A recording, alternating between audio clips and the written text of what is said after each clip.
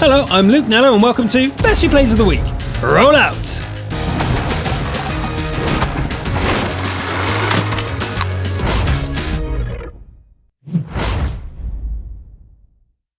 Let us start off an episode once again with the mighty T-95. Our bringer of heat today is Vic Mensa, helming this scorching hot tank fit for frying up enemies in the cold fjords map. Let's see if Mensa's strategic prowess is a match for their name. The narrow passages on this Norwegian map are perfect for the T-95, as it is not the most agile of tanks. But when the Reds can only see your frontal armor, it becomes one tough cookie. Our hero in marbled lava take their first shots behind some trusty bushes. As the enemies start pulling back, it is time to charge! At a gentleman's pace, of course.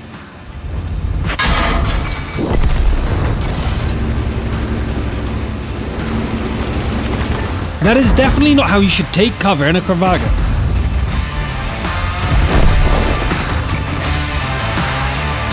I wonder if the neighbours mind all this ruckus. Who cares? Back to business. The 705 proves no match for our coordinated 4-man squad.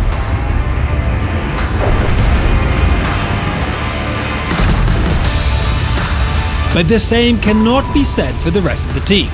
The north has been wiped out and the green base is wide open. Yikes! The siren sounds and Vic races back, while enjoying the picturesque scenery, before casually obliterating a light tank that didn't get the memo on unspotted tanks. The friendly mouse provided perfect crossfire opportunity. A good shot sets the object 430 ablaze, but it's not stupid. It closes the distance during the lengthy reload. Taking out the T-54 improves the odds, but also provides the distraction that the 430 needed. It pounces, immobilizing our hero with a well-placed tracking shot. But watch this textbook display on how to deal with a fast flanking enemy tank. 1. Don't panic. 2. Find the nearest bit of solid cover and reverse to it. Rear against the wall, blocking the path.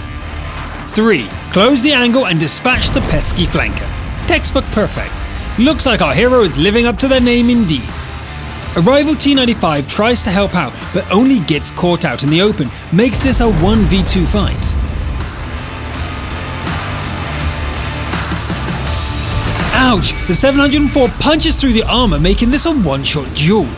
That's easily won by the superior reload on the T-95. Know your tank. The only thing left is to hunt the arty, a difficult task for a lumbering TD. However, this Conqueror gun carriage makes it easy by taking the most obvious route and becoming the 7th kill.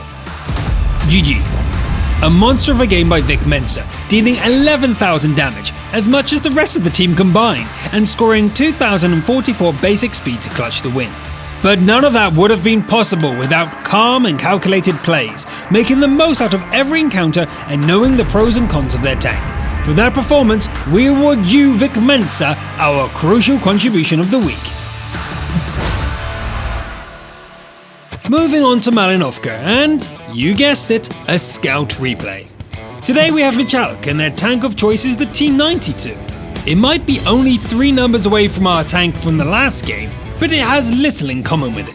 It's fast, stealthy and fragile. In other words, perfect for scouting. And to kick it off with some passive spotting. Nope, abort, abort!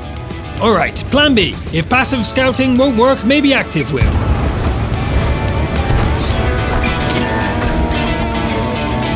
Oh hell yeah! The team obliterates 2 enemy tanks, making way for Michalk to move further up. Seems like the Reds have barely left their spawn, meaning there's only one more ingredient missing for a dominant win. A capable scout. And the Greens have just that. Relocating next to the edge of the map nets our hero a full WZ worth of spotting damage.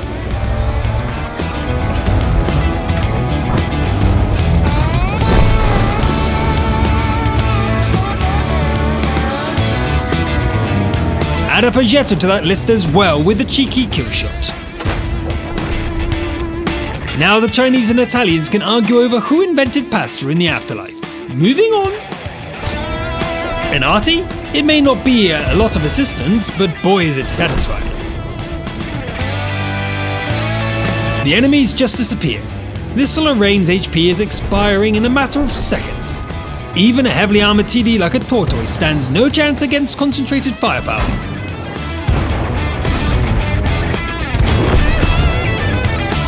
And the last remaining red is a T-95, sadly not the hero of this game. A couple of tracking shots make this an easy fight. GG. That was fast, blink and you missed it. Michauk racked up almost 12k damage in spotting alone. Add to that some more damage, a couple of kills and some impressive scouting, and you've got our Scout of the Week. Congratulations, Michauk. Nah, I don't know how to say your name. I'm sorry, okay? I'm sorry. Anyway, congratulations. On to our third replay. We have Maniac Loop spawning in just next to the Great Wall on Empire's border. Their tank of choice is the good old IS-6, just painted black. Solid armor, mobile, and a hard-hitting but inaccurate gun is about what you need to know. Being top tier means a lot of expectations will fall on the shoulders of our hero. Will they live up to it? A TVP VTU attempting to brawl at close range? Let's see how well this turns out. The answer? Not very, but backup has arrived, and the brawling continues. This Tiger P becomes kill number 1 as the Greens overwhelm their opponents. A weird form of shell shock kicks in for this AMX as it decides to unceremoniously end its own life. Sitrep. Oh, I see. The base is about to fall.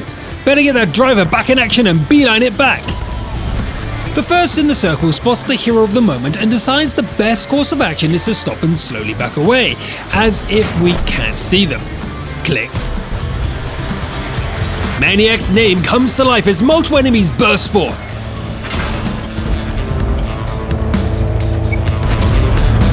An EBR gets round the back. Stay focused, Maniac. With 50 seconds left, that Lorraine might be dug in, or it might reverse to show itself. Phew. With that sorted, we better head to assist the, Oh. Surprise, surprise, that a Tiger 1 has broken down and the crew has abandoned her. Very historical. Arty smashing down from above? Also quite. Wait, that T-29 is still alive?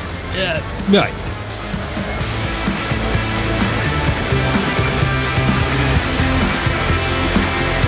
It's a 1v3 fight with the Arty in position to constantly rain fire down on our hero. It will be challenging. After a bit of hide and seek, the full HP 87 finally shows up.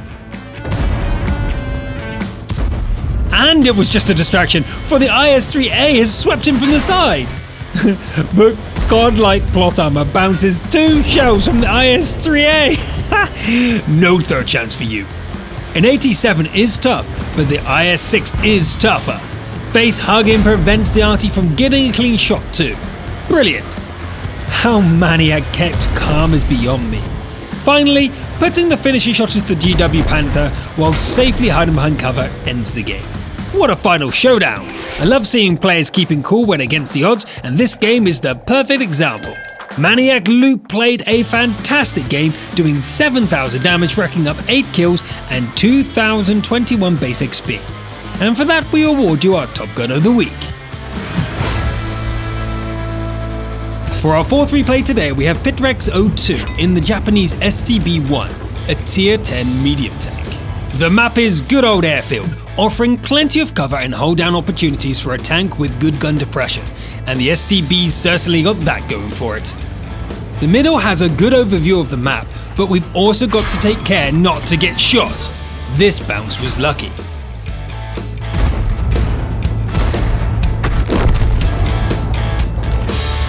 Our hero's head's definitely in the game as they execute some solid flanking.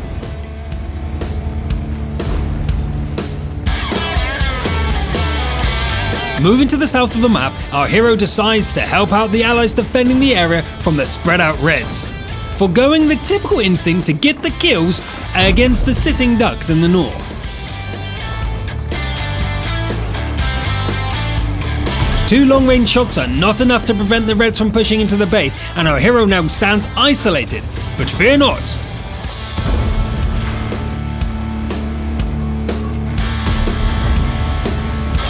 Fighting their way out of an encirclement is tough, but Pyrex manages to do it with only a little HP lost.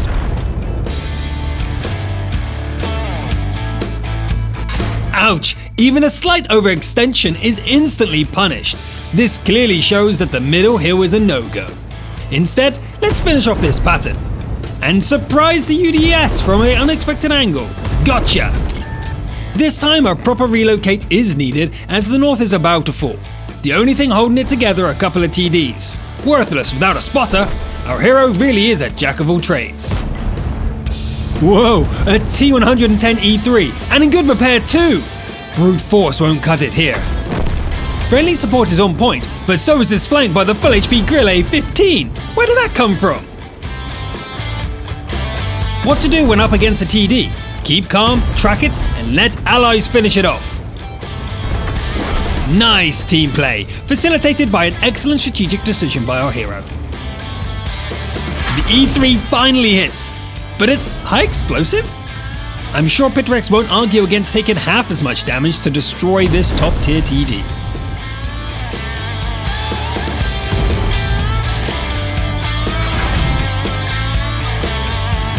Relocating once more to the balcony, perfect location to offer themselves as bait.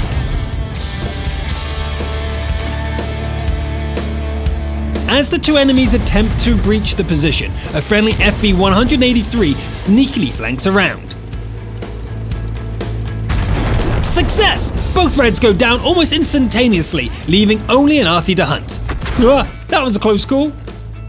The last laugh goes to our hero, finishing off the arty to secure the 6th kill of the game. GG. A great display of individual skill but also team play.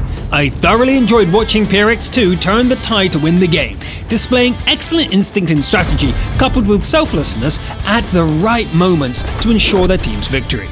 Dealing almost 13k combined damage in a game which seemed lost at one point is great, but being at every flank at the right time and coordinated with your fellow allies, now that is worthy of our Confederate of the Week award. Congratulations! And for the finale, we have a proper heavy tank, the heaviest of them all, the Mighty Mouse. Painted cheese yellow. Will it eat itself? You know, because a mouse likes cheese? Or is this too cheesy? Yes? Okay then. Our hero is PVD and the map is once again Empire's border. However, this time there's no slack. All the tanks are tier 10, so it won't be easy. Once again heading south seems to be the sensible idea. But unlike the IS-6, PVD chooses the hill. A move not exactly welcomed by the enemy team, judging by the volume of shells pinging off our mouse. The thick skin is withstanding all punishment, but only luck prevents this game from ending early, as the Reds are decapped in the last second.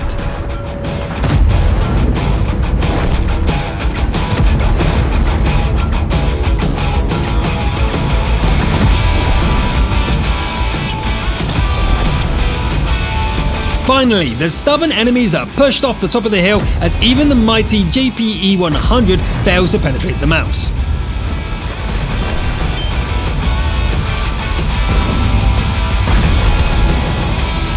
But what looks like a comeback now turns into our hero being fully surrounded.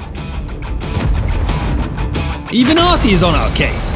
The Crown Wagon might have fallen, but PVD can only watch as the 60 TP, the last ally on this flank, goes up in flames. Outnumbered and outgunned, it looks like our hero will need a lot more than the 7k damage bounce that's already on the tally.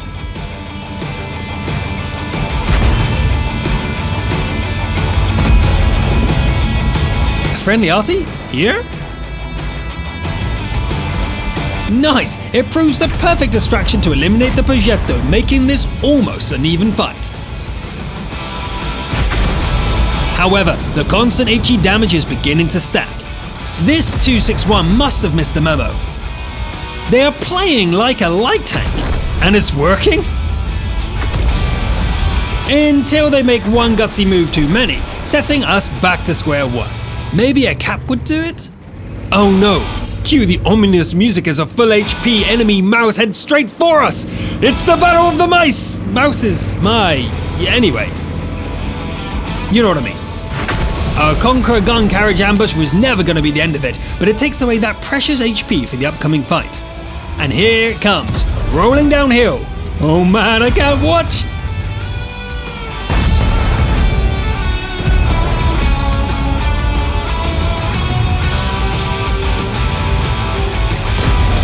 A bounce? Point blank? Is there a chance? Yikes, that one did not, leaving our hero with 53 HP. The maths is clear, 3 penetrating shots should be enough, but on the other hand, 1 high explosive shell might just end the game in a heartbreak.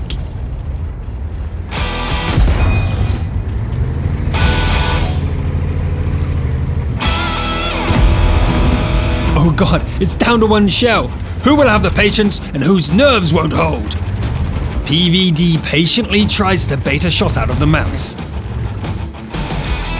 Quick, a chance, an opening! Yes, the shot connects with the soft turret front, and this is a win. What an awesome game to finish the episode. I would not put my money on PVD seeing a full HP mouse, but somehow they did it. The underdog, under mouse, has persevered. With 9,745 damage done, 7 kills, 1,533 base XP, 9,500 damage blocked, not including the high explosive, and one hell of a nail-biter finish. This game had it all. And now PVD also has our Stew Wall of the Week award. Congratulations! And that's all for this week. As always, remember to vote for your favorite one in the top right-hand corner of your screen. Which one would you choose? Vic Mensa, our T95? Mick Halleck, the Fast and Furious Scout? Maniac Luke, the Brawling IS-6? Petrix02, our ever-present Jack-of-all-trades Confederate? Or PVD, the mouse that won it against all odds? Last episode's best replay of the week was... Supplement Kebab, the yummy Top Gun on Cliff. Congratulations! I'm Luke Nella, thanks for watching, and I'll see you next time!